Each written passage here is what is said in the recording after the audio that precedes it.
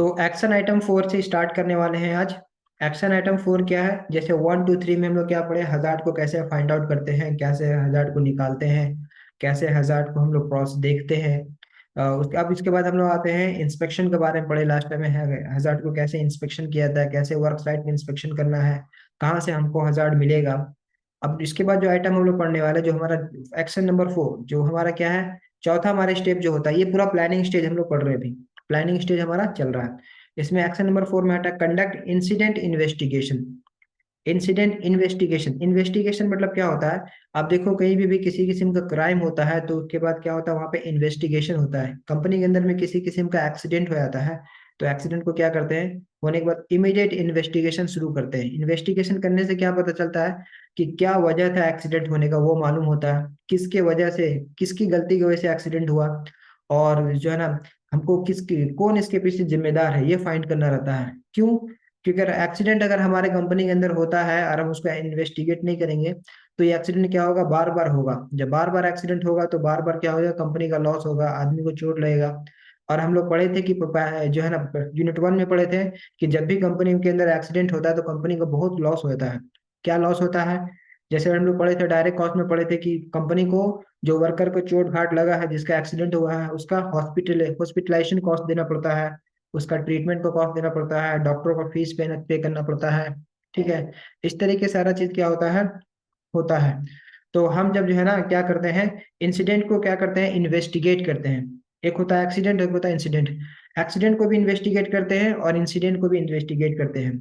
अगर हम एक्सीडेंट को इन्वेस्टिगेट करेंगे तो हमको क्या होगा, उसका रीजन मालूम हो जाएगा। रीजन क्या होता है कि हजार्ड, कोई ऐसा हजार्ड है जो छुपा रह गया, जिसको हम फाइंड आउट नहीं कर सके, और उस हजार्ड की वजह से हमारा वर्क साइट पे क्या हो गया, एक्सीडेंट हो गया। तो ये सारा चीज हम लोग क्या करते हैं, इसमें पढ़ते हैं। तो इंसिडेंट इन्वेस्टिगेशन में हम लोग ये पढ़ते हैं कि हम लोग कैसे इंसिडेंट का इन्वेस्टिगेशन करना है। देखो सबसे पहले हमारा जो आता है work place incident. Work place क्या होता है? वर्क प्लेस वह जगह है जहाँ पे काम होता है। वर्क प्लेस मतलब वह जगह जहाँ पे काम होता है। जैसे हम देखते हैं कंपनी में क्या होता है, कंपनी में जब काम होता है तो अलग अलग लोकेशन होता है। जैसे हमारा एक वेल्डिंग का वर्कशॉप है तो यहाँ पे वेल्डिंग का काम होगा। कहीं पे हमारा नया स्ट्रक्चर बन रहा है तो वहाँ पे है ना सिविल का काम हो रहा। उसी तरीके से कंपनी के अंदर अलग अलग लोकेशन में अलग अलग काम होता है।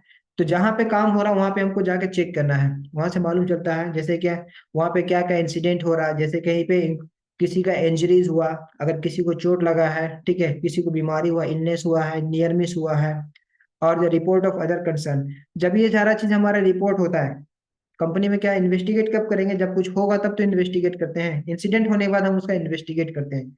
जैसे कहीं पे इंसिडेंट हो गया, ठीक है, किसी को चोट लगा है, किसी को किसी किस्म का बीमारी हो गया है, या किसी का कहीं पे नियर मिस हुआ, यानी कि आदमी को चोट नहीं लगा मगर कुछ ना कुछ एक्सीडेंट हुआ है, मगर किसी आदमी को चोट नहीं लगा, आदमी बाल बाल बच गया। ये सारा चीज को क्या करते हैं, हम लोग इन्वेस्टिगेट करते हैं। कैसे इन्वेस्टिगेट करते हैं? सबसे पहले क्या करते हैं कि identification of where the hazard exist. हम लोग क्या करते हैं, इसमें फाइंड करते हैं कि हजार्ड कहाँ, क्या हजार्ड था इसमें, किसके वजह से एक्सीडेंट हुआ। हजार्ड जो हमारा मौजूद होगा उसकी वजह से तो एक्सीडेंट होता है।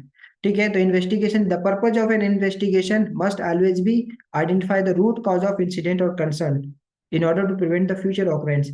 पर्पज क्या है हमारा, क्या मकसद है? पर्पज मतलब होता है मकसद। The purpose of investigation, investigation का जो पर्पज है, उसका पर्पज ये है कि हमको रूट कॉज फाइंड करना है। रूट कॉज मतलब उसका जड़ क्या है, जो जो हमारा वजह है इंसिडेंट होने का या है ना एक्सीडेंट होने का, जो वजह है उसका, उसकी जड़ क्या है, उसकी बुनियाद क्या है, किस वजह से एक्सीडेंट हो रहा है, वो हम लोग क्या करते हैं, फाइंड करते हैं। तो जब रूट कॉज हमारा मिल जाता है तो इससे क्या होता है कि इन फ्यूचर, फ्यूचर में जो है ना इसको होने से हमारा, हम बच जाते हैं, इसको फ्यूचर में ये रिपीट होने से हमारा बच जाता है। ठीक है। तो इसका मतलब ये होता है कि अगर हम एक बार जो है ना किसी कंपनी के अंदर इन्वेस्टिगेट करते हैं तो हमको बहुत सारा फैक्टर मिलता है। जैसे क्या होता है, जब हम बताए थे कि आप लोग जो जैसे पुराना, हम जो यूनिट 1 में जो सारा थ्योरीज वगैरह पढ़े थे, क्या क्या थ्योरीज पढ़े थे हम, जैसे हेनरीज थ्योरी पढ़े थे हम, उसके बाद डोमिनो थ्योरी पढ़े थे। तो उसमें क्या बताया था कि एक्सीडेंट का क्या क्या कारण है। तो पहला कारण ये बताया गया उसमें कि अनसेफ एक्ट और अनसेफ कंडीशन। क्या बताया गया उसमें? अनसेफ एक्ट, अनसेफ कंडीशन, यानी कोई आदमी जानबूझ के गलती कर रहा, जानबूझ के सेफ्टी को फॉलो नहीं कर रहा, या फिर उसको उसको सेफ्टी का ट्रेनिंग नहीं मिला इसलिए आप सही से काम नहीं कर रहा। और अनसेफ कंडीशन मतलब क्या बताया गया था कि कहीं पे कंडीशन, यानी कि वर्क प्लेस सुरक्षित नहीं है। अगर वर्क प्लेस सुरक्षित नहीं है तो वहां पे काम करना बिल्कुल भी सेफ नहीं होता। तो ये सारा क्या है, रूट कॉज है। इंडस्ट्री में एक्सीडेंट होने का रूट कॉज है। तो हम क्या करते हैं, इसी को इन्वेस्टिगेट करके पता करते हैं कि क्या रूट कॉज था। जब हमको रूट कॉज मालूम हो जाता है उस एक्सीडेंट का, उसके बाद हम क्या करते हैं, उसके ऊपर एक्शन लेते हैं। तो यहाँ पे ये लिखा हमारा पर्पज क्या है, हमको पर्पज क्यों इन्वेस्टिगेट कर रहे हैं, क्योंकि हमको कंपनी के अंदर दोबारा एक्सीडेंट होने से रोकना है, कंपनी के अंदर दोबारा इंसिडेंट होने से रोकना है। इस ये पर्पज से हमारा मकसद, यही हमारा मकसद है इन्वेस्टिगेशन का। तो इसमें सबसे पहले क्या करते हैं हम, इसमें जो एक्शन लेते हैं, सबसे पहला ये हमारा है कि देखो कैसे हम इन्वेस्टिगेट करेंगे, कैसे इन्वेस्टिगेशन का प्रोसेस क्या होगा। सबसे पहले आएगा develop a clear plan and procedure for conducting incident investigation. हमको इन्वेस्टिगेशन स्टार्ट करने से पहले क्या होगा, रिटन प्लान करना होगा कि हमको कैसे इन्वेस्टिगेशन करना है। जैसे क्या क्या चीज का इन्वेस्टिगेशन करना है, कैसे इन्वेस्टिगेट करना है, फिर उसको कैसे किस फॉर्मेट में रखना है, सारा चीज प्लानिंग करना होगा। जैसे हम लोग जाते हैं कहीं पे इन्वेस्टिगेट करने के लिए सेफ्टी में, तो क्या देखते हैं, तीन चीज देखते हैं। पहले मैन, जो आदमी काम कर रहा है उसको देखते हैं कि वो कैसे काम कर रहा है, ठीक है। ठीक है, वो काम कैसे कर रहा है, सेफ्टी के साथ कर रहा है कि अनसेफ काम कर रहा है। वर्क प्लेस देखते हैं, जो जो वो काम करने का जो जगह है उसको चेक करते हैं कि वो कैसा है, कहीं पे कोई हजार्ड तो नहीं है।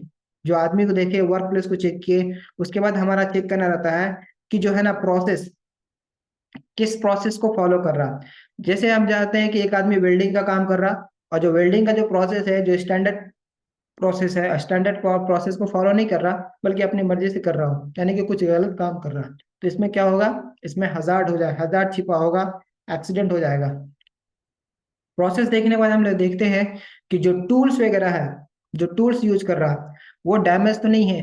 क्योंकि जानते हैं अगर कोई डैमेज टूल अगर यूज करता है कोई, तो डैमेज टूल होने की वजह से क्या होता है, डैमेज टूल जब रहेगा तो उसका एक्सीडेंट हो जाएगा, डैमेज टूल के साथ कभी भी काम किया नहीं जाएगा। इसलिए हम क्या करते हैं कि हम डैमेज टूल को बिल्कुल भी यूज नहीं करेंगे, बल्कि हम सही टूल यूज करेंगे, अच्छा टूल को यूज करेंगे।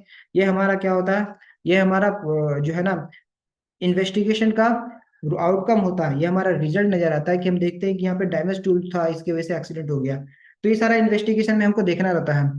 तो develop a clear plan and procedure for conducting incident investigation so that investigation can be immediately start when the incident ओकर। कभी भी जो है ना इंसिडेंट जैसे ही होता, इमीडिएट इन्वेस्टिगेशन स्टार्ट करना रहता है। इमीडिएट करने का मतलब क्या हो गया, तुरंत क्यों स्टार्ट करते हैं। तुरंत स्टार्ट करने के पीछे मकसद यही है कि जब हम तुरंत स्टार्ट करेंगे इंसिडेंट इन्वेस्टिगेशन का, तब हमको वहां पे बहुत सारे सबूत मिल जाएगा, जिसको बोलते हैं एविडेंस। नहीं तो क्या होगा, जितना हम लेट करेंगे उतना ज्यादा एविडेंस को लोग क्या करेंगे, डिस्ट्रॉय कर देंगे, एविडेंस को हटा देंगे, या एविडेंस को खत्म कर देंगे। कोई विटनेस भी नहीं मिलेगा हमको वहां पे, क्या होगा, कोई विटनेस भी नहीं होगा। अगर इंसिडेंट करेंगे तो हम क्या करेंगे, वहीं पे तुरंत विटनेस कौन होता है, जो एक्सीडेंट होते हुए देखा, वो क्या है, वो लोग विटनेस है। तो हम लोग क्या करेंगे, जब वहां पे हम इंसिडेंट इन्वेस्टिगेशन के लिए जाएंगे, तो देखेंगे कि क्या क्या सबूत वहां पे है, यानी कि क्या क्या एविडेंस है।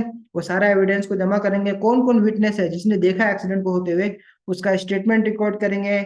जैसे हम देखते हैं कि कहीं पे अगर कोई क्राइम वगैरह होता है, तो पुलिस वगैरह क्या करती है, आकर के इन्वेस्टिगेट करती है, जो जो किसने सबसे पहले क्राइम होते हुए देखा है, आई विटनेस कौन कौन है, उसका स्टेटमेंट रिकॉर्ड करती है।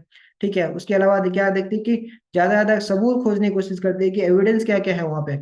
इसी तरह से इन्वेस्टिगेशन भी ऐसे ही होता है कंपनी के अंदर। इन्वेस्टिगेशन कोई अलग प्रोसेस नहीं है, बल्कि यही है कि हम क्या करते हैं, सबसे पहले इंसिडेंट हो गया, अब उसको हम देखेंगे क्या क्या एविडेंस है। जो जो अगर कहीं पे इंसिडेंट हुआ, तो वहां पर क्या होगा, सारा सामान टूटा हुआ होगा, बिखरा हुआ होगा, सारा चीज इधर उधर होगा। प्लस वहाँ जो आदमी चोट, जिसको चोट लगा उसका जो है ना, वो देखोगे वहाँ गिरा पड़ा होगा। वहाँ बहुत सारे लोग होंगे जो उसने एक्सीडेंट को होते हुए देखा। तो इस तरीके से सबसे हम एविडेंस जमा करेंगे, सबका विटनेसिंग करेंगे। ये हमारा इंसिडेंट इन्वेस्टिगेशन का प्रोसेस है। इसको एक फॉर्मेट होता है, ठीक है। अब डिसाइड करना कि इंसिडेंट इन्वेस्टिगेशन में कौन कौन होगा, कौन इंसिडेंट इन्वेस्टिगेट करेगा। तो एक आदमी कभी भी इंसिडेंट का इन्वेस्टिगेशन के लिए नहीं जाता है। इंसिडेंट के इन्वेस्टिगेशन के लिए एक टीम बनाना पड़ता है, there will be team. Team क्या होता है, 2 से 3 होगा, 3 लोग मिलकर के बनाएंगे उसकी टीम, जिसमें क्या होगा, सेफ्टी ऑफिसर होगा, या मैनेजर होगा, या इंजीनियर होगा, या 8 या 10 लोग भी हो सकते हैं। इंसिडेंट इन्वेस्टिगेशन के लिए जाएंगे तो 4 से 5 लोग भी जा सकते हैं, 8-10 लोग भी जा सकते हैं। क्यों, क्योंकि क्या होता है ना कि सब लोग जा करके साइट को, सबका अलग अलग नजरिया होगा, जा करके व्यू करेंगे, देखेंगे। अगर वो पूछ रहा तो उसका फोटो लेंगे, वीडियो बनाएंगे। ये सारा चीज एविडेंस के तौर पे जमा करना रहता है। द लाइन ऑफ कम्युनिकेशन कैसे होगा, लाइन ऑफ कम्युनिकेशन मतलब क्या हो गया, कौन किसके किससे बात करना होगा। तो किससे किससे बात करना पड़ेगा, हमारा किससे किससे कम्युनिकेशन करना पड़ेगा, आई विटनेस है। आई विटनेस जिसने एक्सीडेंट को होते हुए देखा है, जिसने इंसिडेंट को होते हुए देखा है, उससे कम्युनिकेट करना होगा। रूट कॉज हमको फाइंड करना होगा, इसके पीछे रूट कॉज क्या है, मतलब कि क्या वजह से एक्सीडेंट हुआ या इंसिडेंट हुआ। विक्टिम, विक्टिम कौन है, जिसको चोट लगा है, जिसको चोट लगा है वो विक्टिम है। जैसे कहीं पे एक्सीडेंट होता है तो विक्टिम कौन होगा, जिसको चोट लगा वही विक्टिम होगा, ठीक है। तो उसका स्टेटमेंट बहुत इंपॉर्टेंट है, तो वर्किंग जो आदमी विक्टिम है उसका स्टेटमेंट लेना बहुत जरूरी है। देखेंगे मटेरियल, क्या मटेरियल देखेंगे, क्योंकि वहां पे हमारा मटेरियल भी डैमेज होगा, मटेरियल का कंडीशन देखेंगे। इक्विपमेंट को चेक करेंगे कि क्या, कौन सा इक्विपमेंट है, यानी कि कौन सा मशीन से काम कर रहा था, कौन सा टूल्स उसके हाथ में था, क्या चीज उसके हाथ में था जिससे एक्सीडेंट हुआ। उसके बाद सप्लाईज नीड, मतलब सप्लाईज नीड मतलब क्या हो गया, वहाँ क्या क्या चीज का सप्लाई है। जैसे हम लोग देखते हैं ना कि कहीं पे काम हो रहा है, वहाँ पे वाटर का सप्लाई लाइन है, वहाँ पे गैस का सप्लाई लाइन है, इलेक्ट्रिकल सप्लाई तो सब जगह होता ही है। तो इस तरीके से हमारा क्या होगा, सप्लाई लाइन चेक करना होगा। Reporting form and template, reporting form and template क्या होता है, इसको कैसे रिपोर्ट करेंगे और इसको कौन सा टेम्पलेट में लिखेंगे। देखो बिल्कुल सिंपल सा टेम्पलेट होगा, समझे। जैसे होता है कि पांच, इसमें लिखा 5W1H, ये हमारा क्या हो जाएगा, फॉर्मेट होगा 5W और 1H। 5W कौन कौन से है, पहला W क्या होगा, वाट, WHAT, वाट, वाट मतलब क्या हो गया, क्या हुआ। इसको हम कैसे रिपोर्ट करेंगे, अगर हम इंसिडेंट का इन्वेस्टिगेट करते हैं तो कैसे रिपोर्ट करेंगे। तो सबसे पहले इन्वेस्टिगेट का एक फॉर्म होगा, उस फॉर्म में लिखना होगा सबसे पहले जो रखा, वाट क्या हुआ, मतलब कि जैसे क्या हो गया कि किसी आदमी को चोट हो गया, चोट लग गया, तो क्या हो गया एक्सीडेंट में, क्या लिखाएंगे हम लोग, आदमी, द मैन गेट इंजर्ड, आदमी को चोट लग गया, इंजर्ड, ये व्हाट, ये क्या हुआ। वेयर, लोकेशन लिखना होगा। प्लांट का हर जगह का क्या होता है, अलग अलग लोकेशन होता है, ठीक है। तो उस लोकेशन का नाम लिखें, जैसे बैटरी यूनिट हो गया, इंडस्ट्री के अंदर एक यूनिट को बोलते हैं बैटरी यूनिट हो गया, तो एक्सीडेंट एट बैटरी यूनिट, अगर लिख देंगे बैटरी यूनिट पे एक्सीडेंट हो गया, ठीक है। दूसरा हम लिख देंगे कि कोई भी लोकेशन का नाम देंगे, एलडी यूनिट हो गया, कंपनी के अंदर अलग अलग नाम होता है, तो लोकेशन लिखना होगा कहाँ पे ये एक्सीडेंट हुआ। तीसरा हमको लिखना होगा व्हेन, कब हुआ, उसमें व्हेन मतलब क्या लिखना होगा, कब, टाइमिंग लिखना होगा हमको, कि मॉर्निंग शिफ्ट में हुआ, डे शिफ्ट में हुआ, नाइट शिफ्ट में हुआ, कितना बज के कितना मिनट पर हुआ, राइट। उसके बाद who, WHO, who means who is the, who will be, who is injured, ठीक है। Who is the victim, victim यानी किसको चोट लगा है, तो एम्प्लॉय को लिखना होगा जिसको चोट लगा। वर्कर का एम्प्लॉय नंबर, हर वर्कर का एक एम्प्लॉय नंबर होता है। जब कंपनी में जाता है, किसी कंपनी में कॉन्ट्रैक्टर में काम करता है, तो उसका एक एम्प्लॉय नंबर जनरेट होता है, तो उसका एम्प्लॉय नंबर क्या है, जिससे मालूम हो जाए कि एग्जैक्टली कौन वर्कर है। तो एम्प्लॉय नंबर के साथ लिखना पड़ता है कि किसको चोट लगा है, whom, कैसे चोट लगा, हु इज द विक्टिम, कौन है, और whom, किसके, किसको चोट लगा है, कैसे चोट लगा है ये, ठीक है। लास्ट में हम सबसे पहले बनाते हैं बाय whom, मतलब क्या, किसके द्वारा चोट लगा है, क्या चीज हुआ था। अब लास्ट में हमको जो डिस्क्रिप्शन लिखना पड़ता है डिटेल में कि हाउ, कैसे हुआ था। जैसे हम बता रहे, एक जो है ना एक फोर्कलिफ्ट ड्राइवर है, फोर्कलिफ्ट चला रहा था। फोर्कलिफ्ट क्या होता है, इंडस्ट्री के अंदर जो सामान होता है, सामान को उठा करके एक जगह से दूसरी जगह रखने के लिए, एक जगह से दूसरी जगह शिफ्ट करने के लिए, ठीक है। तो उसको क्या करते हैं, फोर्कलिफ्ट ट्रक यूज करते हैं, क्योंकि आदमी क्या करता है, आदमी जो है ना ज्यादा वजन को उठा नहीं सकता। और फोर्कलिफ्ट ट्रक क्या होता है, ज्यादा ज्यादा वजन को उठा सकता है। तो फोर्कलिफ्ट ट्रक से क्या होता है कि कभी कभी फोर्कलिफ्ट ट्रक से आदमी जो रास्ते पे चल रहा है उसको धक्का लग जाता है, इसको बोलते हैं इस तरह का एक्सीडेंट इंडस्ट्री के अंदर बहुत बार रिकॉर्ड किया गया कि फोर्कलिफ्ट ट्रक से लोगों को धक्का लग गया है। तो फोर्कलिफ्ट ट्रक जो होता है ना, वो 360 डिग्री घूम जाता है, एक बैग एकदम उधर जाएगा इधर घूम जाएगा। तो थोड़ा सा भी अगर जो है ना उसका सेफ्टी प्रिकॉशन वहां पे अच्छा नहीं लिया जाए, ऑब्जर्वेशन सही नहीं किया जाए, तो किसी न किसी का एक्सीडेंट हो सकता है। तो हम अगर इस तरह का एक्सीडेंट होता है, तो हमको पूरा डिटेल में लिखना होगा कि कैसे एक्सीडेंट हुआ, कि एक फोर्कलिफ्ट ट्रक आ रहा था, उसने बैक किया, बैक साइड में उसने देखा नहीं कि आदमी उसके अंदर पास हो रहा है, और जो है ना वो आदमी जो है ना जो पीछे खड़ा था वो भी सामने नहीं दिख पाया। क्या रीजन था, तो हो सकता है नाइट ड्यूटी था, नाइट में विजिबिलिटी कम था, ठीक है, या फिर जो है ना वहाँ पे साउंड बहुत ज्यादा था, उसको हॉर्न सुनाई नहीं दिया, कुछ भी हो सकता है। उसके बाद क्या हो जाएगा, बाय मिस्टेक जो है ना फोकलिफ्ट से क्या हो गया, उसको कोला इसको कॉलिशन हो गया, यानी कि धक्का लग गया फोकलिफ्ट से। तो ये हमको एक्सीडेंट इन्वेस्टिगेशन में क्या करना पड़ता है, इसको रिकॉर्ड लिखना पड़ता है, ये हाउ, कैसे हुआ, ये लिखना बहुत जरूरी होता है। तो फॉर्मेट क्या हो गया एक्सीडेंट इन्वेस्टिगेशन का, एक्सीडेंट इन्वेस्टिगेशन का फॉर्मेट हो गया 5W1H। 5W1H क्या है, what, where, when, who, whom and how. ये हमारा क्या करना पड़ता है एक्सीडेंट इन्वेस्टिगेशन में, इसको नोट करना पड़ता है, लिखना पड़ता है, ठीक है। नेक्स्ट जो हमारा आता है, अब आता है बायोलॉजिकल हैजार्ड। बायोलॉजिकल हजार्ड हम बता रहे हैं आपको क्या क्या चीज होता है। जैसे infectious infectious disease. Infectious disease किसको बोलते हैं? वो सारा बीमारी जो फैलता है इन्फेक्शन के थ्रू, इन्फेक्शन हो जाता है। जैसे आपको कहीं चोट लगता है तो क्या होता है, चोट लगने के बाद वहां पे कटता है, कटने के बाद क्या होता है, वो जो है ना, उसके ऊपर बैक्टीरिया आ जाता है, इन्फेक्टेड हो जाता है, फिर वो जख्म क्या हो जाएगा, बढ़ने लगेगा, फिर वो जख्म का रूप ले लेता है। इसके बाद जो जख्म आपका बहुत देर छोड़ दोगे तो वो जख्म क्या और बड़ा हो जाएगा, फिर ये जो है ना इन्फेक्शन फैलने लगेगा, आपका बॉडी में फैलने लगेगा। समझो कि आपका पैर में लगा तो पैर में फैलते फैलते और जगह पे, इसलिए डॉक्टर क्या करता है, फिर क्या बोलता है, इसको इसको इमीडिएट ट्रीटमेंट करना होगा, नहीं तो फिर पैर काटना पड़ जाएगा। तो इस तरह का इन्फेक्शन डिजीज होता है। जैसे कुछ कुछ टाइम पहले कोविड 19 का चला हुआ था। कोविड 19 में क्या था कि ये इन्फेक्शियस डिजीज था, इन्फेक्शियस। जो इन्फेक्टियस डिजीज था इसमें हमारा क्या हो रहा था कि कोविड 19 एक आदमी से लेकर के दूसरे आदमी में फैल रहा था, एक आदमी से दूसरे आदमी को संक्रमण कर रहा था। इसी को बोलते हैं संक्रमण। इन्फेक्शन को ही बोलते हैं संक्रमण। दूसरा को इन्फेक्शन हो जा रहा था। उसके बाद मोल्ड्स होता है। मोल्ड्स मतलब क्या होता है, घाव। जैसे क्या होता है, आपको कहीं भी चोट लगता है तो क्या होता है, घाव लगने के बाद इमीडिएट वो क्या होता है, वो जो है ना, एक बड़ा वो जो है एक फैलने वाला डिजीज बन जाता है। कैसे? वो दूसरे को नहीं फैलता मगर आपकी बॉडी में फैलता है। अगर आप उसको कंट्रोल नहीं करोगे तो इसके बाद आपका जो जो दूसरा पार्ट है बॉडी का, जैसे कि उसी से सटा हुआ जो मसल्स है उसमें फैल जाएगा, वो इन्फेक्शन हो जाता है। तो ये सारा हमारा डिजीज जो है ना बायोलॉजिकल हैजार्ड है। टॉक्सिक और पॉइजनस प्लांट और एनिमल मटेरियल, ये सारा चीज क्या होता है, जैसे टॉक्सिक और पॉइजनस प्लांट, ऐसा प्लांट जिसमें टॉक्सिक गैस वगैरह ज्यादा हो, ठीक है, और पॉइजनस गैस वगैरह, टॉक्सिक मतलब भी जहरीला होता है, पॉइजनस मतलब भी, पॉइजनस का मतलब भी जहरीला होता है। वो सब जहाँ प्लांट जहाँ पे ये सारा जहरीला गैस होता है वहां पे हमको बायोलॉजिकल हैजार्ड होता है। और एलर्जिक रिएक्शन होता है। एलर्जिक रिएक्शन जैसे हो गया कि ठंडी में क्या होता है, किसी को ठंडी में सर्दी हो जाता है, वो एलर्जी है, उसको एलर्जी होता है एलर्जी के थ्रू। तो एलर्जिक रिएक्शन वगैरह भी इसमें होता है। तो हम लोग क्या देखते हैं, ये सारा जो हजार्ड है, जो इसमें जितना भी पढ़ रहे हैं, ये सब हमारा क्या है, बायोलॉजिकल हजार्ड है। बायोलॉजिकल हजार्ड ये सारा चीज है। तो जो बायोलॉजिकल हजार्ड हमारा है, बायोलॉजिकल हजार्ड को हम क्या करते हैं, बायोलॉजिकल हजार्ड को मेडिकल ट्रीटमेंट का जरूरत पड़ता है। इसके लिए क्या करना होगा, मेडिकल ट्रीटमेंट के लिए इसके लिए हाइजीन मेंटेन करना पड़ेगा। अगर हम चाहते हैं कि हमको किसी किस्म का इन्फेक्शन ना हो तो हमको क्या करना होगा, हाइजीन मेंटेन करना पड़ेगा। हाइजीन मतलब क्या होता है, नीट एंड क्लीन। और डिसइंफेक्शन करने के लिए हमको बार बार उसको क्या, फिनाइल वगैरह यूज करना पड़ेगा। ठीक है, इस तरह की चीज यूज करके हम लोग क्या करते हैं, उसको डिसइंफेक्ट करते हैं। जैसे कोविड के टाइम पे क्या हो रहा था, आप जो है ना, आप क्या करते हैं, हाथ को डिसइंफेक्ट करने के लिए सैनिटाइजर यूज कर रहे थे। जैसे आप कहीं पे गए, समझो कि आपने कोई चीज को पकड़ा, अब वहां पे किसी आदमी ने पहले पकड़ा था, वहां पे जो है ना कोविड 19 का वायरस वहां पे उस पे चला गया। अब क्या करोगे, आप पकड़ोगे तो आपके हाथ में आ जाएगा, फिर आपके हाथ से अगर आप मुंह को टच करोगे तो मुंह में चला जाएगा, नाक के थ्रू चला जाएगा, तो आपके बॉडी में फिर भी आप वो वायरस आपके अंदर अंदर चला जाएगा। तो इसमें क्या करता है आदमी, इसमें बताया गया था कि आप डिस्टेंस मेंटेन करो, एक दूसरे से दूरी मेंटेन करो, 2 फीट का डिस्टेंस, 6 फीट का डिस्टेंस मेंटेन करो, प्लस सैनिटाइजर फ्रिक्वेंटली यूज करो, टाइम टू टाइम आप सैनिटाइजर यूज करो। क्यों सैनिटाइजर क्यों बोला गया था, कि आपको डिसइंफेक्ट करता है, जो इन्फेक्शन हो रहा है उसको खत्म करता है। तो इस तरह का हमारा बायोलॉजिकल हैजार्ड है।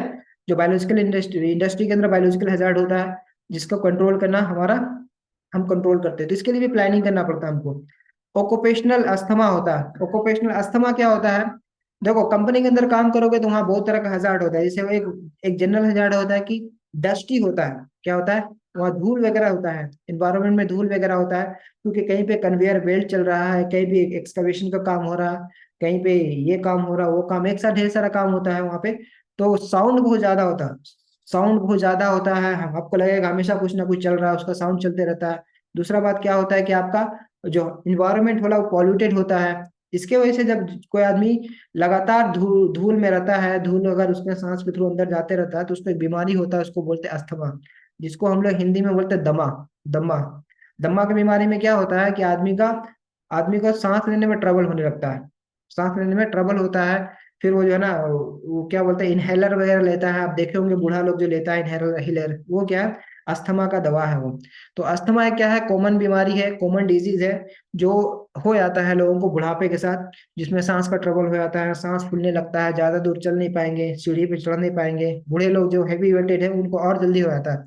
तो ये सारा इंडस्ट्रियल डिजीज है, ये सारा इंडस्ट्री में होने वाला बीमारी है, इसको बायोलॉजिकल हैजार्ड बोलते हैं। ये कोई किस टाइप का हैजार्ड है, बायोलॉजिकल हैजार्ड बोलते हैं इसको। अब हमको क्या करना है कि उसके बाद पढ़ना है अर्गोनोमिकल हजार्ड। अर्गोनोमिकल हजार्ड क्या होता है? अर्गोनोमिकल हजार्ड होता है, अर्गोनोमिकल हजार्ड का रिस्क फैक्टर क्या क्या है? देखो, कोई भी मशीन को जो बनाया जाता है वो आदमी के आराम के लिए बनाया जाता है, ना कि आदमी मशीन के लिए बना है। आदमी के लिए मशीन बनाया गया, कोई भी चीज को इंसान के लिए बनाया गया है, ठीक है। मशीन्स को इंसान के लिए बनाया गया है, ना कि इंसान को मशीन के लिए बनाया गया है। तो इसकी वजह से क्या होता है, आप सोचो, हम बताए थे, एग्जाम्पल दिए थे कि गल्फ में क्या होता है कि कितना हैवी टेम्परेचर रहता है, 40-50 डिग्री टेम्परेचर रहता है। और रेगिस्तान में क्या होता है, एक आदमी जो है ना जेसीबी लेकर के पूरा काम कर रहा, क्या कर रहा है, वहाँ पे खुदाई कर रहा है, उसको जो है ना बालू एक जगह से दूसरी जगह हटा रहा है वहाँ पे, या फिर एक सामान को लोडिंग अनलोडिंग कर रहा, कुछ भी एक्टिविटी वो क्रेन से कर रहा हो, इससे कर रहा हो, उतना धूप में अगर उसका केबिन में एसी लगा हुआ नहीं रहे, और उसका केबिन जो है ना कंफर्टेबल बैठने के लिए नहीं रहे, तो 1 घंटा भी नहीं काम कर पाएगा। 1 घंटा काम करेगा पूरा पसीना पसीना हो जाएगा, बीमार पड़ जाएगा। तो क्या करेगा, ज्यादा कंपनी का काम नहीं कर पाएगा। तो कंपनी वाला क्या किया, उसका केबिन को पूरा कंफर्टेबल बना दिया है, इतना कंफर्टेबल बना दिया है कि उसमें बैठे रहेगा, वो चाहता है कि हम इससे बाहर निकले ही नहीं। इसी में सारा जो मजा है उसको है, बैठा रहेगा उसमें जो है, क्रेन के ऊपर हमेशा बैठा रहेगा वो, ठीक है। और बैठ करके सारा चीज उसके हाथ के सामने है। क्या चाहिए उसको, गियर चाहिए। उसमें लीवर होता है उठाने के लिए, डाउन करने के लिए, अप करने के लिए, मोबाइल क्रेन में या कोई चीज को लिफ्ट करने के लिए लीवर होता है। वो लीवर उसके हाथ के सामने है, ज्यादा दूर भी नहीं, बिल्कुल सामने है। ये क्यों बनाया गया इतना कंफर्टेबल, एकदम पकड़ के आराम से जो है ना सारा चीज उठा रहा है, उधर रख रहा है, गिरा रहा है, इतना आसान उसके लिए ऑपरेटिंग है कि जो है ना वो 24, अगर उसको दिया जाए 12 घंटा काम करने के लिए तो 12 घंटा काम करेगा, 24 घंटा दिया जाए तो रेस्ट करके तो 24 घंटा भी काम कर लेगा। क्यों? क्योंकि वो अर्गोनोमिकल है। अर्गोनोमिकल है यानी कि उसके, वो मशीन को ऐसा डिजाइन किया गया है, उसका सीटिंग का, उसका हेल्थ का, और उसका जो है ना वो उसको बैठने का, सब चीज का, कंफर्ट का, आराम का पूरा ध्यान रख करके उसको डिजाइन किया गया है। तब जब किसी मशीन को इसका ध्यान रख करके बनाया जाता है तो उसको बोलते हैं अर्गोनोमिकल। कार का ड्राइविंग सीट जो देखते हो आप, कार का ड्राइविंग सीट कैसा होता है, हमारा घर का चेयर जैसा नहीं होता। आपका घर का चेयर जो है ना अर्गोनोमिकल नहीं है, इसमें ज्यादा देर बैठे रहोगे तो आपको बैक पेन हो जाएगा। तो कार का ड्राइविंग सीट को कोशिश करके ऐसा बनाया जाता है कि आदमी जो है ना ज्यादा देर तक बैठ करके कार का ड्राइविंग कर सके, कार का ड्राइविंग कर सके।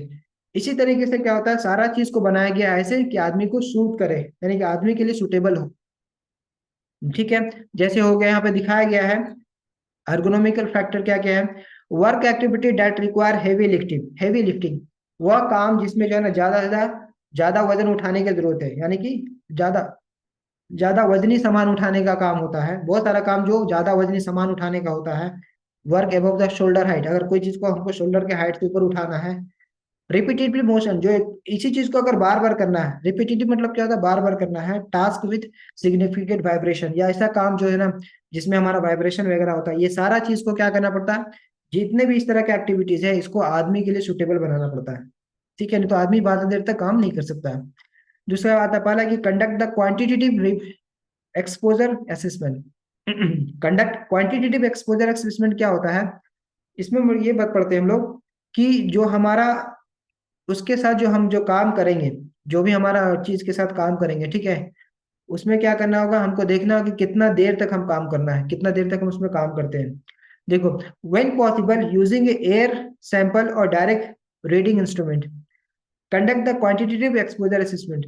इसमें क्या हमको ये पढ़ना है कि कितना देर तक जो है ना आदमी उसमें बैठ करके काम कर पाता है, कितना देर तक एक्सपोजर होता है। अगर समझो कि कहीं पे अगर हम देखते हैं कि हम मानते हैं कि कहीं पे हमारा ऐसा जगह पे काम कर रहे हैं जहाँ पे हमारा हाइट ज्यादा है, ठीक है, वहां पे खड़ा खड़ा ज्यादा देर काम नहीं कर पाएगा आदमी, तो स्कैफोल्ड इतना हाइट तक बना लेगा ताकि उसको खड़ा होकर काम करना आसान हो जाए। ऊपर ज्यादा काम करना मुश्किल है, अगर उसी को हाइट बढ़ा लेगा तो सामने काम करना आसान हो जाता है, ठीक है। उसके बाद पढ़ते हैं हम लोग, review the medical record to identify the case of musculatory injuries, skin irritation or dermatitis, hair lossing, lung disease that may related to work exposure. Review the medical report. अगर हमको देखना है कि, अगर हमको फाइंड करना है अर्गोनोमिकल हजार्ड को फाइंड करना है, अगर हमको देखना है कि कहीं अर्गोनोमिकल हजार्ड कहाँ कहाँ पे है, तो हम अगर मेडिकल का रिकॉर्ड देखेंगे, जो हमारा मेडिकल रिकॉर्ड होता है, तो इससे हमको क्या हो जाएगा, कौन कौन सा सामान में, कौन सा ऑपरेशन में, कौन सा काम में हमारा जो है ना अर्गोनोमिकल हजार्ड है, अर्गोनोमिकल रिस्क है, वो हमको मालूम चल जाएगा। जैसे देखते हैं, सबसे पहले हम लोग देखते हैं मस्कुलर इंजरीज। मस्कुलेटरी इंजरी क्या होता है, मस्कुलेटरल, मसल्स के अंदर जो आपका स्ट्रेस हो जाता है, मसल्स के अंदर, जैसे आप बैठे हो ना, बैठ करके क्लास कर रहे हो, अगर कोई ऐसा काम आपको मिल जाए जिसमें आपको बहुत देर तक ऐसे ही बैठ करके काम करना है, तो उसमें क्या होता है, उसमें एक बड़ा रिस्क ये होता है, आपका मसल्स में जो है ना खिंचाव पैदा हो जाता है, ठीक है। तो ये जो मेडिकल रिपोर्ट के लिए आता है, कोई आदमी डॉक्टर के पास जाता है, ठीक है, कि बोलता है कि मेरा पैर में खिंचाव हो गया, तो डॉक्टर क्या सोचता है, डॉक्टर ये सोचता है कि पक्का ये जो है ना एक ही पोजीशन में बैठ करके बहुत देर काम करता है। पूछेगा कि आप क्या काम करते हैं, सबसे पहले डॉक्टर क्या काम करते हैं, एक ही पोजीशन में आप बैठ करके काम करते हैं, तो इससे क्या हो जाएगा, आपका मसल्स में क्या होगा, स्ट्रेस पैदा हो जाएगा, तनाव पैदा हो जाएगा, ठीक है। इसके मतलब क्या हो गया, आप जो चीज काम कर रहे हो वो हजार्डस है, वो क्या है, हजार्डस है, वो कंफर्ट नहीं है आपके लिए, आपको उस चीज को बदलना पड़ेगा, ठीक है। दूसरा है कि स्किन इरिटेशन और डर्मिटिस। स्किन इरिटेशन क्या होता है, देखो, जब हम कहीं पे कोई केमिकल प्लांट में काम करते हैं, जैसे हम कोई केमिकल प्लांट में काम करने के लिए गए, तो उसमें क्या होता है कि अगर हम डेली एक काम करते हैं, केमिकल का पैकेज का काम करते हैं या फिर केमिकल से रिलेटेड कोई काम करते हैं, तो केमिकल क्या होगा, बार बार हमारे कांटेक्ट में आता है, ठीक है। तो जब कांटेक्ट में आएगा तो आपका स्किन क्या हो जाएगा, धीरे धीरे आपका स्किन के थ्रू अंदर चला जाएगा, और वो आपको क्या हो जाएगा, इरिटेशन होता है, स्किन इरिटेशन यानी खुजली जैसा होता है, उसको बोलते हैं इरिटेशन। डर्मिटिस इसी तरह को बोलते हैं, इसी तरह का बीमारी है, ठीक है। और आपका जो है ना कहीं पे हियरिंग लॉस हो सकता है, अगर आप कहीं पे ऐसा जगह पे काम करें जहाँ पे लगातार आपका जो है ना, लगातार कोई मशीन हमेशा ज्यादा साउंड कर रहा, ठीक है। आप देखते हैं कि बहुत बड़ा बड़ा कंप्रेसर होता है कंपनी के अंदर, बड़ा बड़ा कंप्रेसर बहुत आवाज करता है, उससे क्या हो जाएगा, आपका हियरिंग लॉस हो सकता है, ठीक है। लंग डिजीज हो सकता है, अगर आप जो है ना, अगर आप जो लंग्स, आदमी के अंदर जो फेफड़ा है ना, अगर उसमें डस्ट हमेशा जाता रहे तो क्या हो जाएगा, लंग डिजीज हो जाता है। तो ये जितना चीज है, चाहे केमिकल इंडस्ट्री हो, चाहे जो है ना वाइब्रेटिंग मशीन हो, चाहे कंप्रेशर हो, या जो भी है, इससे हमको मालूम, जिसको क्या, इससे कौन सा हजार्ड है हमको, इससे अर्गोनॉमिकल हजार्ड है, हेल्थ हजार्ड है। इसमें हम लोग क्या करना रहता है कि इस सारे चीज को ऐसा बनाना है, ऐसा डिजाइन करना रहे जिससे आदमी को कम से कम लॉस हो, कम से कम हो, कम से कम नुकसान हो, या फिर आपको ऐसा प्रोटेक्टिव अरेंजमेंट देना होगा, ऐसा पीपी देना होगा जिससे ये सब चीज कवर हो जाता हो, यानी कि इससे आदमी का हजार्ड कम हो जाता है, रिस्क कम हो जाता हो। अर्गोनॉमिकल रिस्क फैक्टर को और कैसे फाइंड करेंगे, सबसे पहला होता है कि जो इन्वेस्टिगेशन टीम होगा, इन्वेस्टिगेटिव टीम होगा, उसको इंसिडेंट इन्वेस्टिगेशन टेक्निक्स बताना होगा, ठीक है। और उसको बताना होगा emphasizing the objective and open mindness. वो क्या होना चाहिए, वो ओपन माइंडेड होना चाहिए और जॉब ओरिएंटेड होना चाहिए, तो इन्वेस्टिगेशन के प्रोसेस में, ठीक है। क्यों ऐसा होना चाहिए, क्यों ओपन माइंडेड होना चाहिए, उसको ट्रेनिंग की क्यों क्यों जरूरत है। अगर आप उसको ट्रेनिंग नहीं दोगे तो फिर वो क्या करेगा, प्रॉपर इन्वेस्टिगेशन नहीं कर पाएगा, सही इन्वेस्टिगेशन नहीं हो पाएगा, जिससे हमारा हजार सारे फाइंड आउट नहीं होंगे। तो हजार सारे हमारे फाइंड आउट हो जाए, सारे हजार हमारे निकल जाए, इसके लिए हमको क्या करना होगा, अच्छा इन्वेस्टिगेशन करना होगा। जब तक हम अच्छा इन्वेस्टिगेशन नहीं करेंगे तब तक हमारे सारे हजार फाइंड नहीं होंगे, हजार फाइंड नहीं होंगे तो हमारा काम भी नहीं होगा। इसलिए ट्रेन द इन्वेस्टिगेटिव टीम को क्या करना होगा, ट्रेन करना होगा। और इंसिडेंट इन्वेस्टिगेशन के बारे में,